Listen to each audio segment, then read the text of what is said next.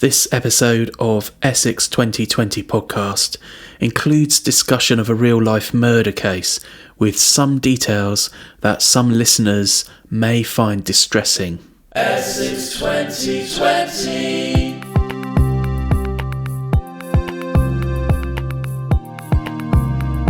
Thank you for downloading the Essex 2020 podcast. In this series, we go behind the scenes of the UK's biggest celebration of science and creativity. In each episode, Essex 2020 project director Richard Freeman meets some of the brilliant people and organisations who are working to create, inspire and discover Essex's past, present and future. There is more information on how you can get involved in Essex 2020 at the end of the podcast. So I'm absolutely thrilled this morning on this rather overcast Friday to be joined by several experts, people, officers from Essex Police. And we're going to be exploring a whole range of things, but looking at the role of science and technology and communications in policing via a real case. This is a first for me, so I'm definitely very excited. Probably a first for many people. So before we get started, it'd be great to know who we've got around the table. So if I could ask each of my special guests today to say who you are, what your role is, something about your own observations on how you've seen sort of technology changing in policing in the time since you started. Shall I kick off? So I'm Steve Jennings. I'm a senior investigating officer, one of three in Essex Police. So my role is to investigate the murders, make the decision making, kind of direct the ship really in terms of what direction we're going to go in, and kind of responsible for kind of all facets of a murder investigation. I suppose from a kind of science and technology point of view, it has changed dramatically. I think, as Paul alluded to, developments in forensics and DNA, how that's developed in the last 20 years. And I think particularly around technology and what's available to us investigatively from mobile phones, the increase in data that we can get from those, and some of the technology in vehicles that is a lot more precise around GPRS, etc. My name's Paul Clark. I'm a crime scene manager. So I deal with all things forensic involving in the investigation. I'm a support staff worker and I've been doing this role since 2015. I was a police officer prior to that and actually joined in 1986. The biggest change, I think, from a science perspective in my career has been the advent of DNA. So people may not actually realise, but the first use of DNA in a criminal case was a conviction in 1988. And that was a case of Colin Pitchfork, who was convicted of two murders that he committed in 1983 and 1984 in Northamptonshire. So that was the first time that actually DNA had been used to secure a murder conviction anywhere in the world, which people probably don't realise. Contrast that with fingerprints. So the first fingerprint system was set up in about 1901 in the City of London. So that's the change that I've seen. Wow, that's fascinating already. Thank you very much, Paul. Hello, everyone. My name is Emi Polito. I'm a civilian member of police staff and I am a CCTV evidence officer. My role involves putting together video and audio material so that it can be presented in court when we get to that stage. And I also help out on cases with forensic imagery analysis. In regards to changes in science and technology, CCTV has evolved within the time I've been working in this industry a big deal. We went from a stage where we could hardly see something on CCTV. It was dark, it was not so clear, it was far in the distance. Now with the technology of high definition and 4K even, we can really start seeing details in people's faces that are really helping a lot of cases. Hello, my name's Catherine Judge. I'm a civilian investigating officer at the time of this investigation back in 2018 on major crime. I joined Essex Police in 2002 and moved on to major crime in 2005, which is where I still am. I think the biggest changes that I've noticed is the amount of data particularly around communications, telephone downloads. The amount of data that a telephone contains has a big impact on our investigations, dealing with that information for court. And then obviously what everyone else has said about CCTV and forensics been the biggest changes, really. Thank you all. Great to have all of your collective wisdom and experience on this podcast today. So we're looking at the real case of 56-year-old Martin Dines and his murder in Colchester in April 2018. Could you give me a bit of a background on the case as it was first presented to you at the police? Yeah, so we, Essex Police, received a call at 8:55 in the morning on Monday, the 23rd of April, from a local council worker in Colchester in Essex. His responsibility that morning was to check a multi-storey car park, the pay and display machines, ensuring they're working properly, and just a general look around to make sure everything was in place, ready for that day.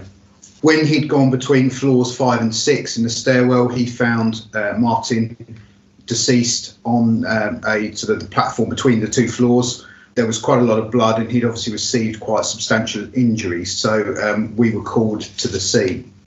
So we went and secured the complete car parks, all 6 floors, and then sort of started our investigation, which the first part was obviously to identify who Martin was, which we used kind of mobile forensic machines, fingerprint machines, to identify who he was, and then proceeded in carrying out our investigation.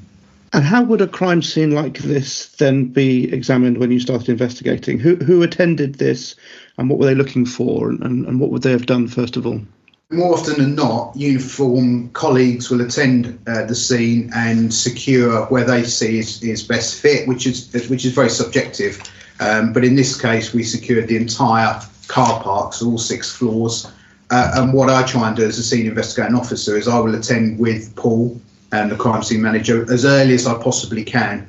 So quite often I'll have to brief the team remotely and then deploy them out to kind of carry out some of the urgent fast-track inquiries. And then myself and Paul, will attend the scene quite early on and give kind of an initial assessment. This was a fairly complex scene, as Steve has already said. Unfortunate victim was in the stairwell of a car park. There was extensive blood on the walls. He'd had quite catastrophic injuries caused to him. So my job as the forensic lead really is to establish how this had happened and when it had happened. And Steve and his other part of his team would deal with the why it had happened. The forensic team really are there to recover evidence that supports both the prosecution and the defence case. So we go there with no bias. It's about recovering all the evidence there that may support the prosecution case or not, as the case may be. When the CSIs attend, there's essentially 3 stages that we go through. So the first one is to record the scene as it's first presented to the police.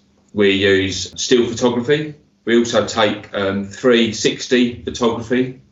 So that's essentially, you can stitch those images together, and then using a special computer program, you could essentially move around the scene on a computer. And we use that as well to demonstrate to the jury what we were presented with.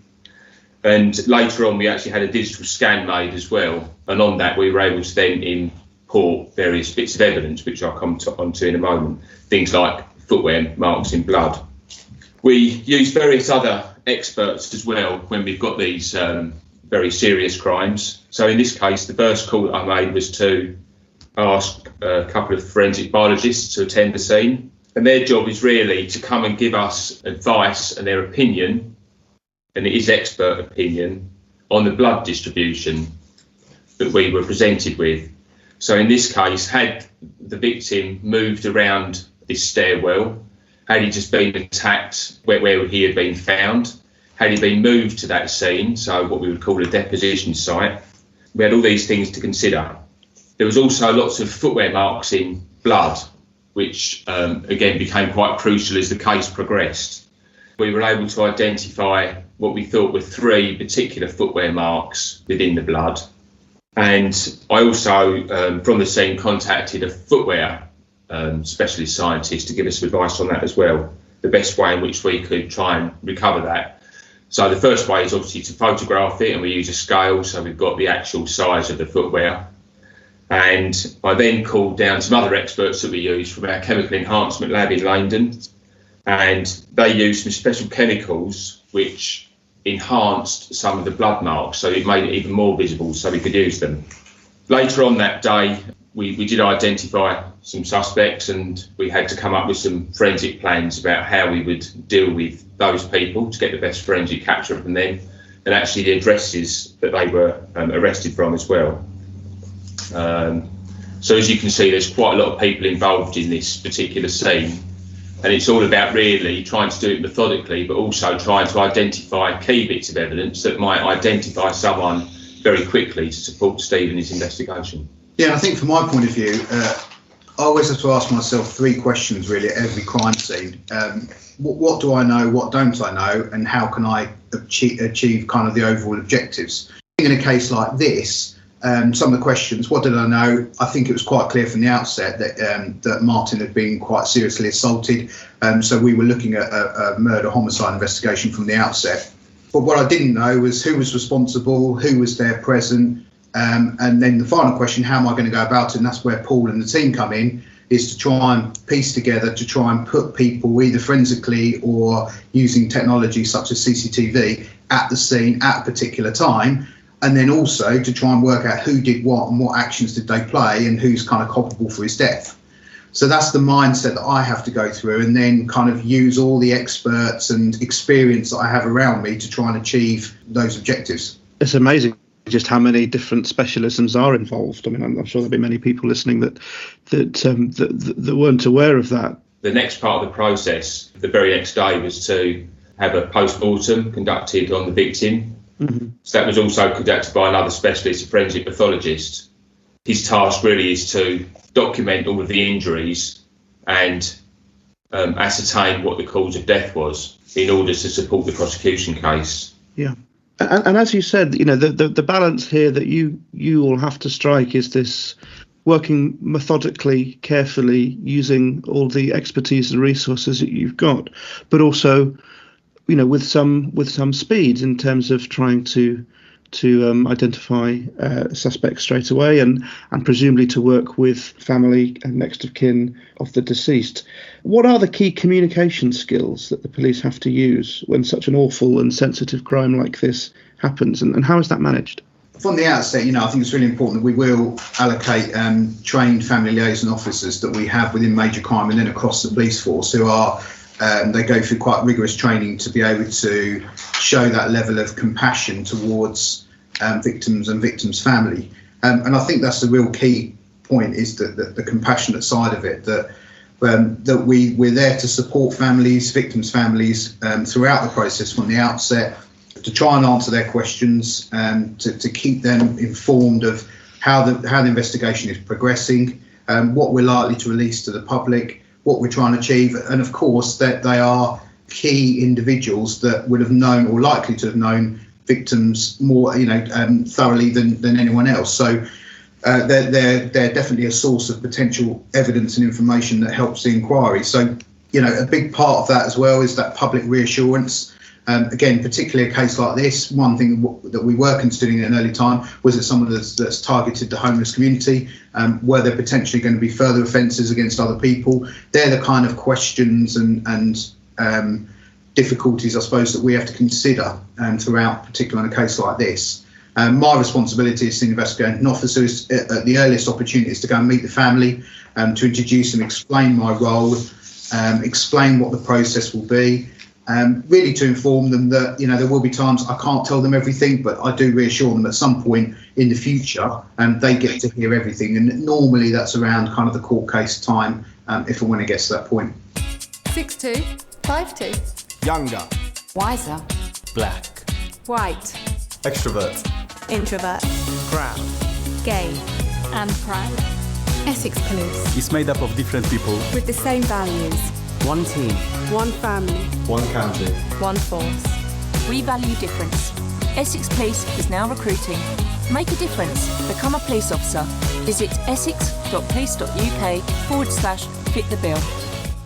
I think communicating with people from all different walks of life really throughout an investigation. You've got, in this case, people in the homeless community that we needed to connect with and get information from. Obviously, other witnesses that ended up getting involved in some earlier incidents, experts, people at court, counsel, and the family who attend at court, sometimes explaining to them what's being spoken about, what's coming up, trying to reassure them and take them through that obviously very difficult process all the way through to the end of trial. So I think good communication skills. But it's also key as well to try and keep everyone updated with the investigation as it progresses, and things can move very quickly sometimes. And also, just from the forensic team's perspective, they are dealing with some pretty horrific things. There is the emotions to contend with as well, contending with that, but also still doing a really professional job and making sure that we actually recover all the evidence that we should do. We don't miss anything. Mm-hmm. So it's an important part of the role, really. Emmy, I'm going to bring you in now, I think, if that's all right. I know that CCTV played a big role in this case. So how are the police using CCTV these days, and how important is it in 21st century policing when there are so many other forensic and technology tools available? So, Richard, as I mentioned before, the technology within CCTV has improved a big deal. CCTV historically has always been a corroborative piece of evidence in police investigations, but I find that more and more it becomes really essential. There's a lot of work that goes in the early stages to gather up CCTV footage from investigations of this scale. Obviously, the location where the incident happened, but also locations that people might have been that have led up to that place. So a massive scale. With this particular one, Montana, we had a lot of footage from Colchester Council. This is 2 or 3 of the assaults happened in the streets of Colchester. 10, 20 years ago, it might have been difficult to gather what we are able to gather with this one. CCTV is a silent witness, but is a factual witness. What the camera records is what happened. Unfortunately, as it comes, is disjointed and is not always the best quality. So my role, in general, but specifically in this case, was to piece all this material together so that we can tell a story to the jury and to the court.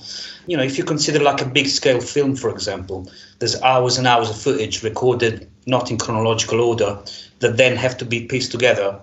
We had to do the same thing with this one. And one of the challenges was, we had to follow the movements of the victim, but we had to follow the movements of the suspects as well, leading up to the event, before the events and after the event. So what we did is, using video editing equipment, we pieced together all this footage and made it as clear as possible. A lot of it happened in the hours of the dark. So, we had to brighten it up, make it clear.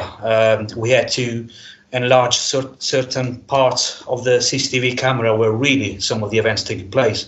One of the assaults was captured by one of the council cameras, but also by a bus camera. So one of the challenges was to make sure that we piece together these 2 very important cameras so that then when the jury sees it, right, that's what happened. This is what led up to that event. Some of the times displayed by the cameras were wrong. We had to correct that, and all that was done with conventional video editing equipment. But the technology now has come to a point where we can see events in the far distance. We can see them quite clearly, and in this case, I think it was crucial. And when we show the evidence in court, not only we want obviously to prove that the persons involved in this horrible crime were responsible for it, but we also wanted to portray the story. What happened on that day? What were the events that led up to what happened? And we were able to do that in a very good way, I think. Yeah, really interesting in the way you talk about the storytelling there and the comparison with sort of other forms of filmmaking. I hadn't really thought of it like that. So 3 people were eventually convicted of either murder or manslaughter just under 2 years ago. What was the evidence then that finally secured that justice? So there was over 135 police officers and staff who provided some sort of report, statement or exhibit, but a lot more than that would have actually worked within the investigation and obviously go through to court. So it involves a lot of people from start to finish. The evidence was forensics, footwear.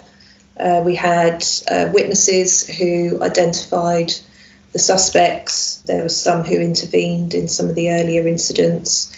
And then, as Emmy's explained, a lot of the CCTV evidence that went to the court to help the jury understand what had taken place.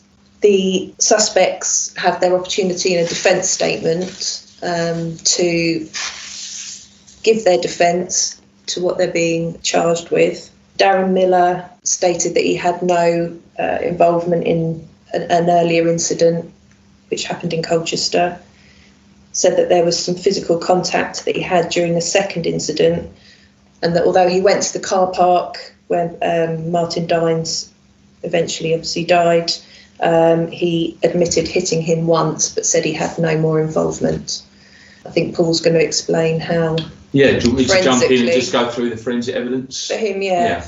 Spoke about the pathologist who carried out a forensic post-mortem. His brain, Martin Dines' brain, was actually sent off for specialist examination as well. And the result of death was the combined effects of traumatic head injuries and alcohol intoxication. The pathologist also noted that there was various self-defence marks and bruising on Martin Dines' arms. So he'd obviously been attempting to block blows or defend himself. He also had bruising to his ribs and he had grip marks to the inner of his forearms. So he was obviously trying to fight for his life.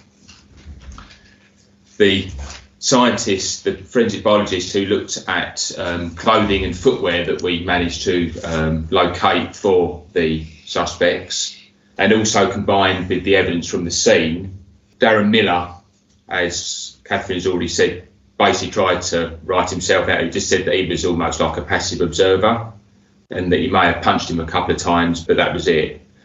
The scientist said that the amount of blood on his clothing, and also particularly on the right boot that we found, was indicative of both stamping into wet blood and also having multiple contacts with the victim by essentially punching into wet blood. So we were able to really challenge that defence that he gave at court.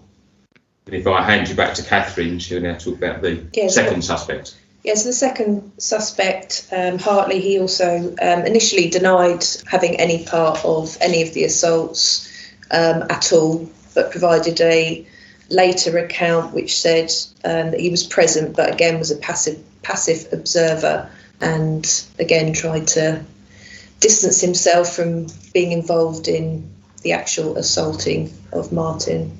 So again, with that one, the forensic biologist was able to say that the amount of blood on his clothing and his footwear was unlikely to be transferred through just a casual contact that Hartley was suggesting. There was extensive blood spatter all over his clothing and footwear. That was combined with the evidence that the footwear scientist gave.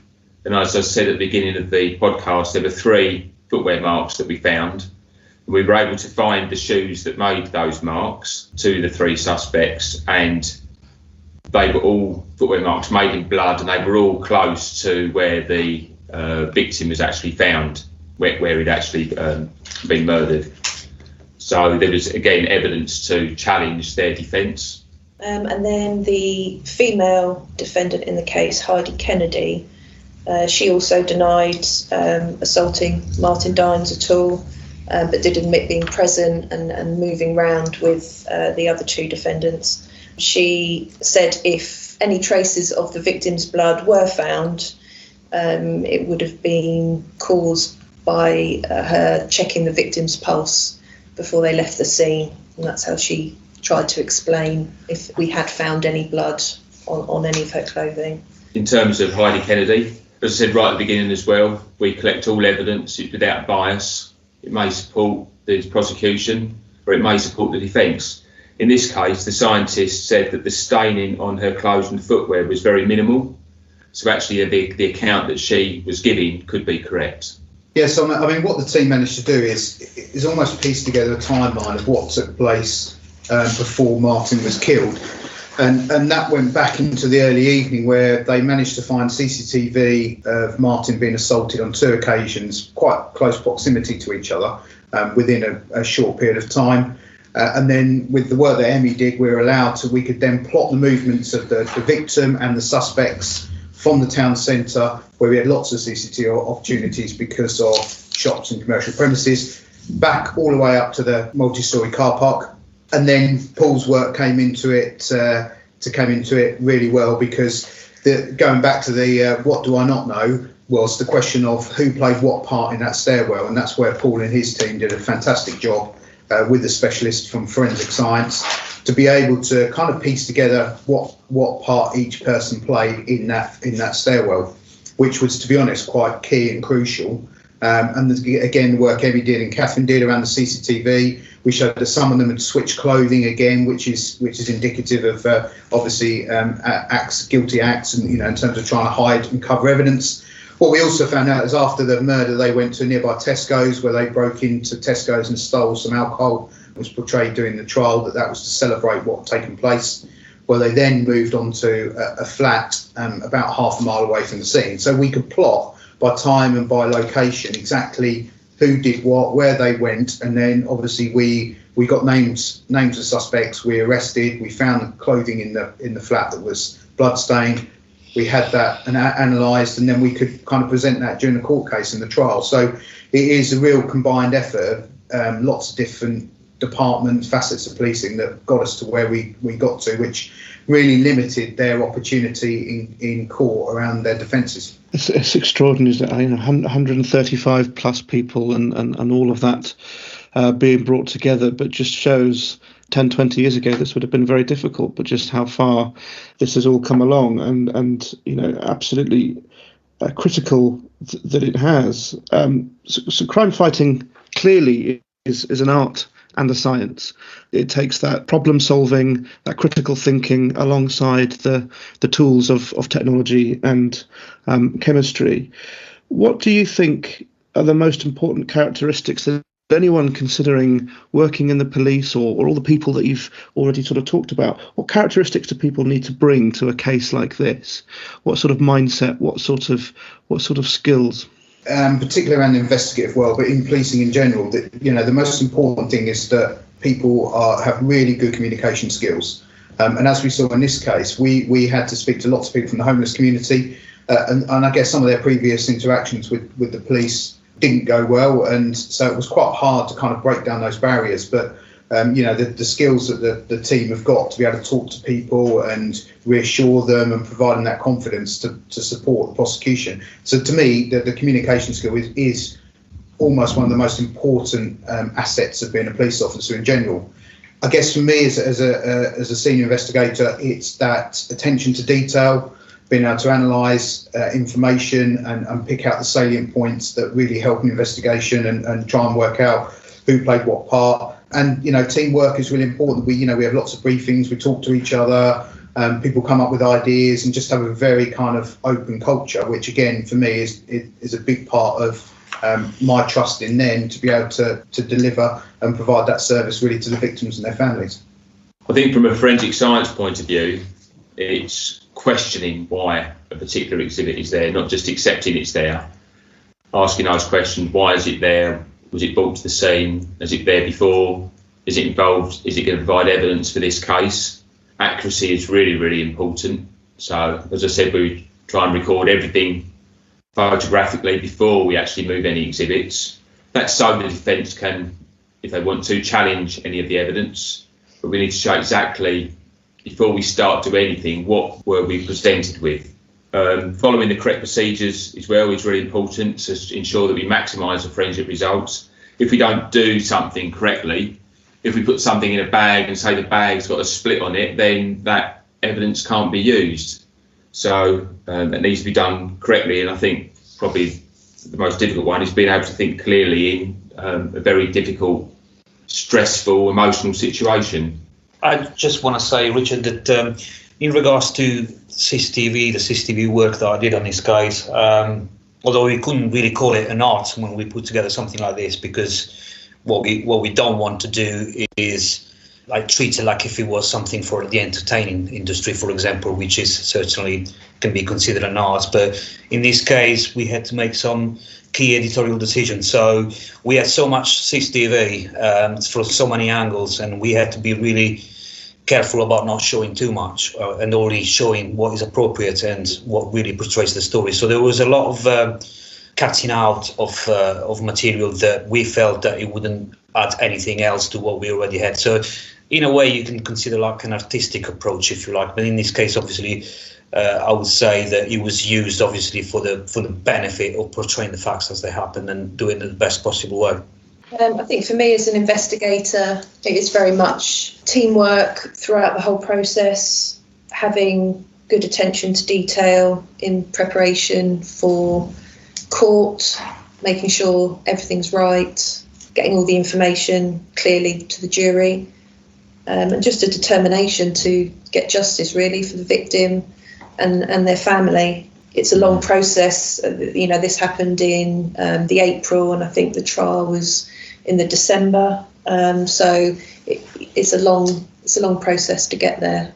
I don't think we actually gave a result of the trial, did we? What they were convicted of ultimately. I think, so the two men, Darren Miller and Mark Hartley, were convicted of murder, and Heidi Kennedy of manslaughter. So there'll be people listening to this that will be surprised perhaps by some of the kind of the breadth of people involved, certainly by the approach. Sometimes people feel policing is kind of hidden, or not quite sure what happens behind all the different roles. And I think that they hear this and go, maybe I want to be part of that. Maybe I want to be part of this role in justice and investigation and in protecting people like Martin from awful crimes like this. What advice would you have for people who might want to consider a career in this, maybe now or maybe in 5-10 years' time? What do you think they should be thinking about in terms of their own skills or interests, or perhaps the technology or some of the STEM skills that we talk about, science, technology, engineering, maths, that could also aid their abilities in securing a role in the police force? There's no doubt that crime is changing, and there are a lot more opportunities for criminals online. But as mentioned earlier, technology, phone data, we get masses and masses of data from a single telephone, which provides us with an investigative opportunity, but also provides us with a volume of data that we need to assess for trials. But I guess my message to people that want to join the police is think about what that type of role is going to be. It is extremely rewarding because you do get the opportunity to save lives and help people. But equally, it is challenging, and you are going to see and be exposed to kind of traumatic things. But the good thing is we've got quite a good, it's a fantastic force to work for, Essex. And, we all know each other. It's very close knit, and we do support each other, which is, for me, really, really important. And I think helps deal with some of those kind of challenging issues. In terms of the kind of technology and science, it's knowing what's available to you and being able to use that to the benefit of investigating crime. I think that's the key issue where, I can't as a senior investigating officer detect and investigate murders on my own. I need the help of those expert people around me to be able to identify who's responsible, gather that evidence and bring them to justice, because that's the kind of most important thing. And in Essex particularly, we have direct entry detectives that gives people the opportunity to come into Essex Police and have the focus to become detectives. We've got specials that are now working within the SCD, the Serious Crime Directorate, working with major crime. So as a volunteer, you have that opportunity to come and work on murders, etc. So there are some huge and exciting opportunities in policing, but particularly in Essex, that I think people, if they want to, it's available for them, and that they can help their own community and to help us, because in essence, that's what we're here to do. So from a forensic perspective, we've got 51 CSIs in Essex who essentially, if there's a crime, then it's likely that CSIs will be attending. So burglary, vehicle crime, commercial theft, right up to murders and the more sort of serious crimes. In terms of our recruitment, we have a whole multitude of people who come along. So we get people that have done a forensic science degree at university, and we get people who haven't had that experience but still bring a lot of very useful skills to the role. As a minimum, we would expect someone to have grade 5 GCSE in maths, English and the science.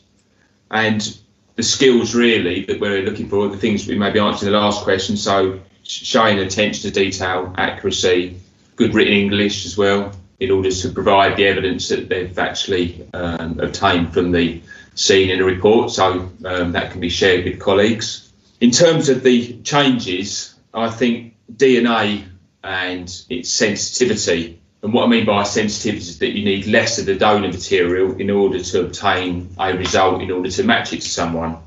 So good examples are that Essex Police have a cold case review team, and they look at all unsolved crimes and to see whether that any exhibits that we've got can be exploited for the new forensic techniques that are literally changing by the minute.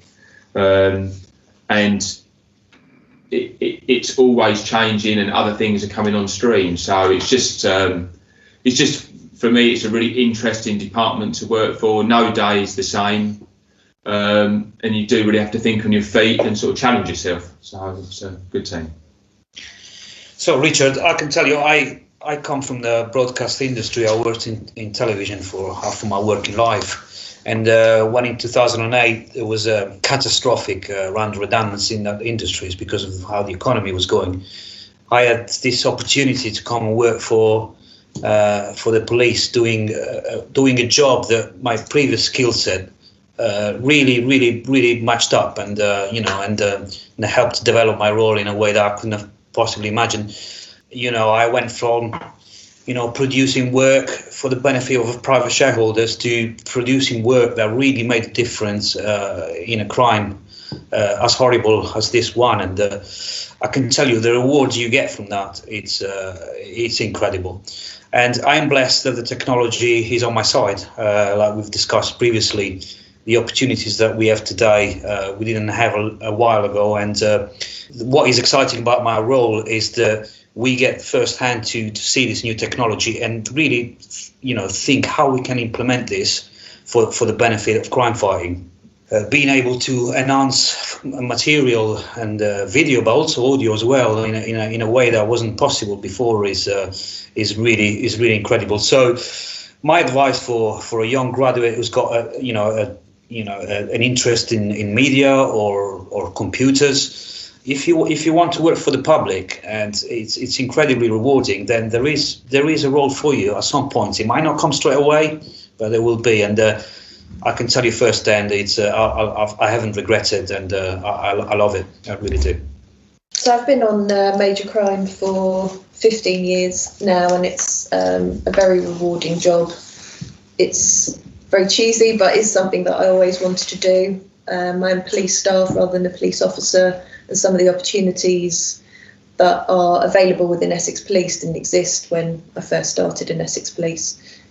It is changing, and I would say that people look at some of the jobs that are available within Essex Police. It doesn't have to be a police officer's role. There's lots of other really interesting jobs to get involved in.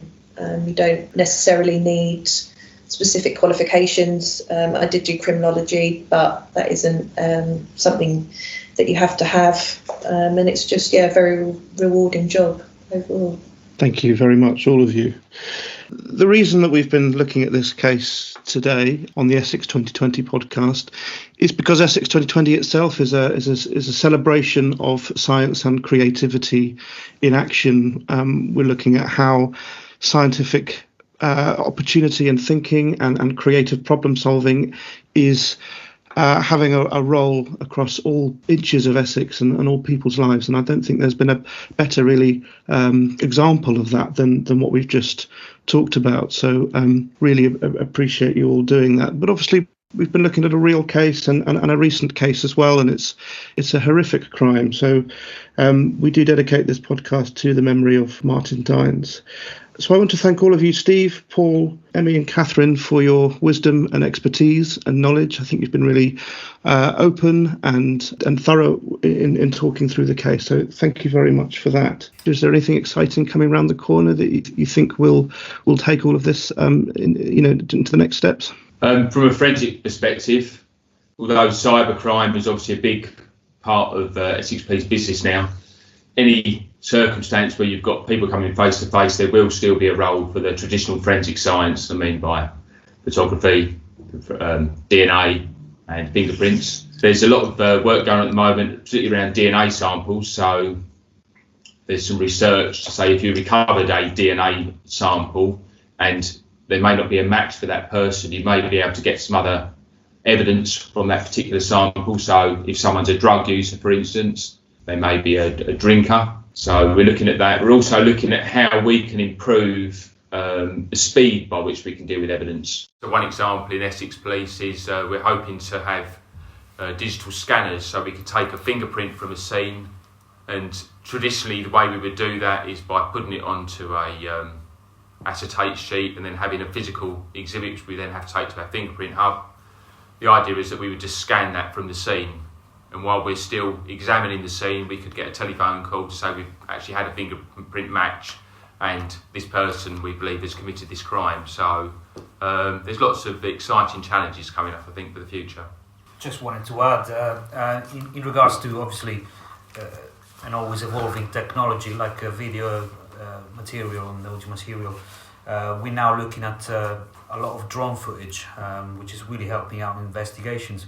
In the old days, I used to send a chopper out to take images of big scenes like traffic accidents or murders and things of that nature. Now the technology allows us to have cheaper solutions to that. Drone footage is something that is coming up, is really up and coming. Laser reconstructions, and now we can we can capture a scene in 3 dimensions and reproduce it in a courtroom. The possibilities are endless, and it's exciting from a professional point of view, and it's rewarding when this helps solving crime. I think the police in general are just becoming more mobile. Technology is allowing the police to do things at the scene, work remotely, and ultimately, I guess, provide the same service to the public, but not necessarily from within police stations. So, changing. Thank you so much to all of you, and thank you to the wider Essex Police community for being so supportive and on board with Essex 2020. Thank you very much. Thank you.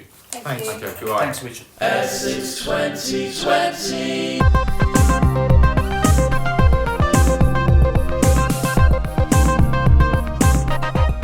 Do you want to take part in Essex 2020? Whether you want to participate in one of over 300 events or submit your own idea to celebrate Essex's extraordinary story of science and creativity, you will find everything you need at essex2020.com.